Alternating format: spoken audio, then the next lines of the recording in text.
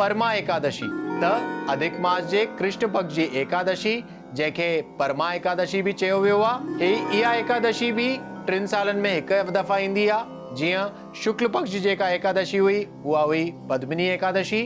अॼु आई आहे परमा एकादशी। अॼु जे ॾींहं में तव्हांखे भगवान विष्णु जी आराधना करणु तमामु लाभदायक मञियो वियो आहे। थी सघे त अॼु जे ॾींहं में तव्हां निराहार यानी फास्टिंग कंदा ऐं चांवर अवॉइड कंदा।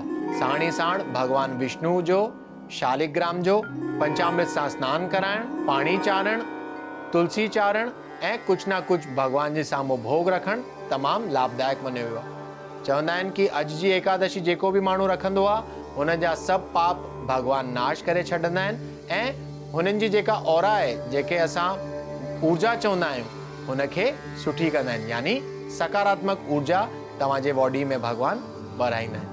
अॼु जे ॾींहं में जीअं अधिक मास हली रहियो आहे त धार्मिक पुस्तकूं दान करणु, अनाज दान करणु, फल दान करणु या मिठाइयूं दान करणु इहो तमामु लाभदायक चयो वियो आहे। ऐं चवंदा आहिनि कि जेको बि माण्हू अॼु जे ॾींहुं इहे सभु दान कंदो आहे भगवान हुन जी सभु कामना पूरन कंदा।